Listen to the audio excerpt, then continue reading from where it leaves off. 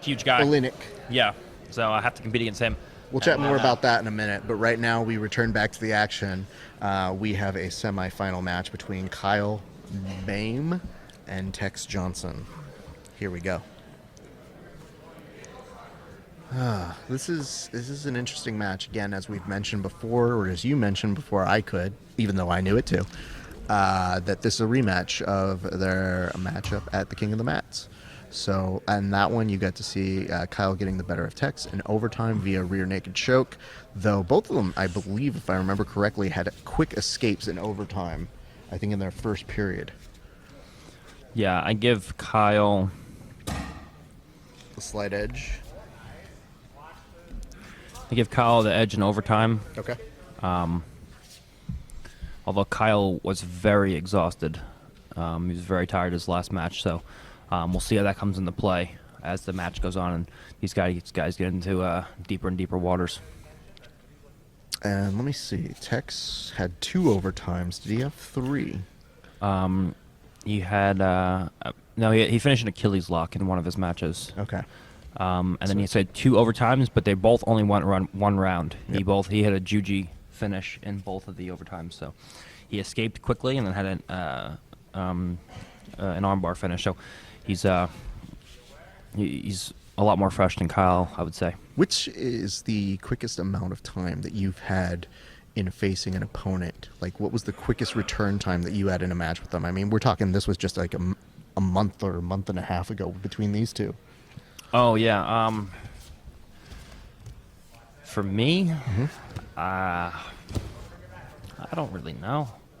But that's a question no one's ever asked me. I'm not really sure. I mean, it's probably been a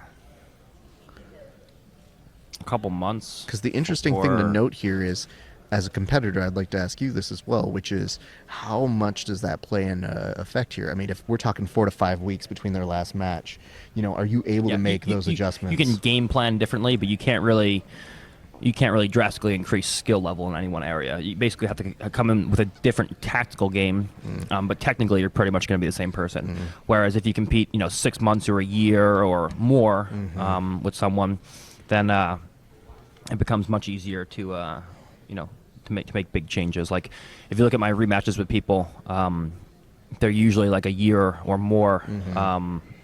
With separation is usually over a year. For when I competed against them first or second, to the next time I competed against them, and I'm always notoriously much better in rematches than I am in my first matches. So that's always a good way to gauge how your progression is going. Either training with someone who you've not trained with for a long time, or competing against someone who you haven't competed against in a long time, because everyone else around you in the room that you train with every day is also getting better. So it's hard to gauge how you're progressing relative to the other people around you. Absolutely.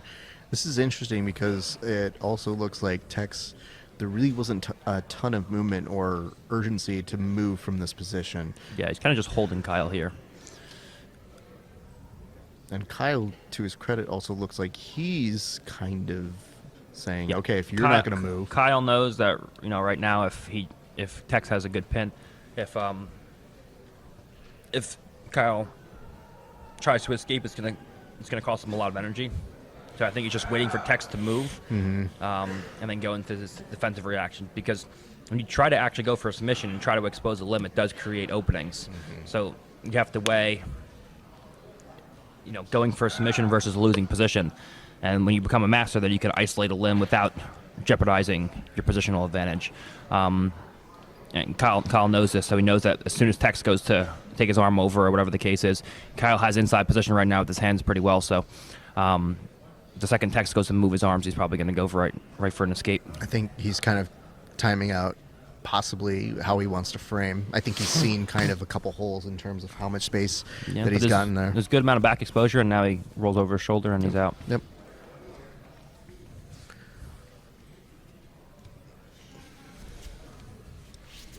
Tex continuing, try to push the legs side to side over here. Kyle almost very effortlessly trying to find his groove in terms of making sure that he's not going to have Tex pass his guard. Step entry from one Tex Johnson. Kyle looking to kind of invert. Does get a little bit of a sweep here. Has the heel, has to let it go. Probably figures it's probably best to go ahead and not waste more energy there. Yeah, these guys respect each other. Their leg attacks a lot, so you see that when one gets too deep, the other one immediately respects it and tries to back away. No one's really staying in the pocket for this one. Oh, yikes.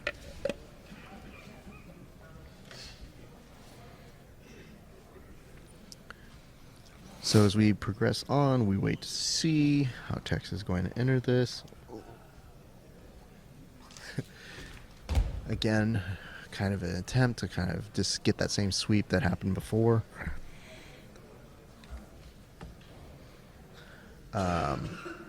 It's just, I mean, it's an interesting conundrum when you have two competitors.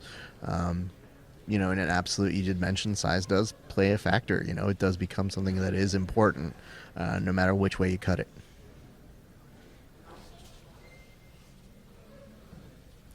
A very evenly killed pace sort of thing happening over here. It could also be in potential respect to Barbosa, who's feeling pretty good right now about his energy level. I mean, Lucas is very fresh. I mean, he only went to one round with Nicky Rod, and the regulation was relatively slow paced. And I mean, last not round really for much him happened. I'm and sure then, pretty motivating. He's had a lot of submissions, so you know he's on top of the world right now, and these guys are having some tough matches on this side of the bracket. So that makes a big difference. Yep.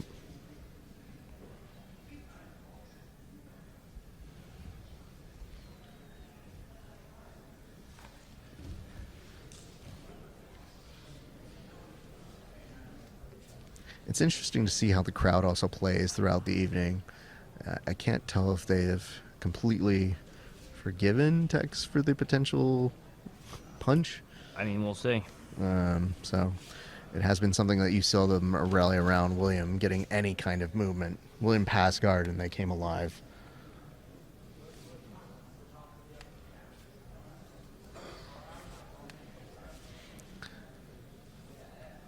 Again, all throughout the night, you guys have been sending in notes of what you think has been going on, how you've been enjoying it, whether you think that I'm fat or not.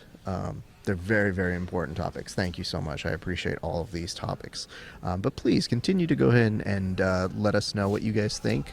We love hearing from you guys. Don't forget, you're part of the show too.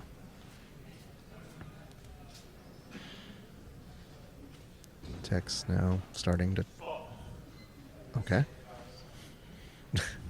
A preemptive move to the side, possibly because he saw Tech starting to, charge the leg back. Like he's going to bum rush here and just figures, you know what, I'll save you guys from just going over. This Just is... realized. What's that? I think Kyle is the first 10th Planet guy I've ever seen competing without a 10th Planet uniform on. Have you ever seen a 10th Planet guy compete without 10th Planet somewhere on their outfit? I don't think I have. This is an interesting observation. For a split second, though, he saw that heel hook. No, they're usually pretty good. No, Phalanx. Phalanx, yeah. Yeah, but So they're usually branded within there. They have Phalanx makes some stuff for them. Yeah. So I think, I mean, this is always 10th Planet. There's always some crazy design on it, whether it's Phalanx or a 10th Planet or whatever. But this is the first time I think I've seen him compete without, or any 10th Planet guy compete without a 10th Planet Yeah, logo. it's tough because offhand, I can always think of the people who normally do have their branded ones that they're wearing. Yeah, that checks out. What say you, America? Chime in. Are we forgetting things? I just like that these are the deep thoughts that we're now getting to. Ask Gordon if he thinks that Barbosa's overconfidence will potentially get him in trouble in these last matches. So here's my thoughts on Barbosa. So if I had a guess, I'm going to say Kyle Boehm's going to win this match in overtime. Okay. If I had a guess, it's going to be, or it is Lucas is in the finals. It's going to be Kyle Boehm and Lucas Barbosa in the finals. I could be wrong, but, we'll see. The issue with Lucas Barbosa is if you see Kyle Boehm feel like he's going to get his guard pass. He doesn't freak out and spend a lot of energy to not get his guard pass, and he doesn't turtle away from his opponents. He brings everything back to the inside. Until he has a steam lock here. So, if Lucas does actually pass his guard, it's going to be incredibly hard for Lucas to actually separate Kyle's hands from his body to actually expose submissions on him. Now, Lucas has a pretty decent north-south strangle. Like, he does finish people with north-south strangles at the highest level. He had some at Nogi Worlds a couple years ago, and he will finish people. So if Kyle's hands are on top of his chest, a north-south strangle is definitely an option. But I give Kyle Boehm a distinct advantage in the overtime. So from a technical standpoint, Kyle Boehm is definitely better in the overtime rounds. But he also could be extremely exhausted after this match. He's had some hard matches on the way, and Lucas Barboza's fresh, and that makes a huge difference. So I definitely give Barboza a huge positional advantage. I see Barboza winning all of the positional exchanges, but I see Kyle winning most of the submission exchanges, and I see him winning the overtime rounds. This is an interesting situation now because Tex has a Juji, and he's finished 2 quick Jujis in the first couple of matches. So let's see how Kyle Boehm deals with this. And much like Keith, Kyle is not giving an inch here on this leg. Most of the time, I mean, you can't cup underneath. If Kyle walks his hips away, he could have easily came on top there. He's getting halted here, which he's almost, if he can get to his knees. He's going to get out. He's going to get out. He's going to come up, and he's out. And he's out. Nice escape by Kyle Boehm. You have to imagine he's going to take the back here, though, correct? Yeah, he spent a little time on his back there. He might be tired. There's a lot of advantages to being a bigger person. There's also a lot of disadvantages, especially in a tournament where you have 5, 6 matches with possible overtimes, 10-minute matches with possibly it's 4 minutes, 6 minutes each, 12-minute overtime. So you have possible 5 to 6 22-minute matches. That's a long time, man. Long night. The big guys tend to get tired. Well, especially considering the momentum of the night. Yeah. It's hurry up, wait, and then we had to take a break just to give Tex time to recover. Okay, so now Kyle. It's looking promising for him. He's got a body triangle. For a split second, saw the greater pastures. I see Tex having some issues escaping this. Gets it. All right, so Kyle Boehm and Lucas Barboza in the finals. I would imagine we probably have to take a break to give Kyle some time to recuperate. Kyle Boehm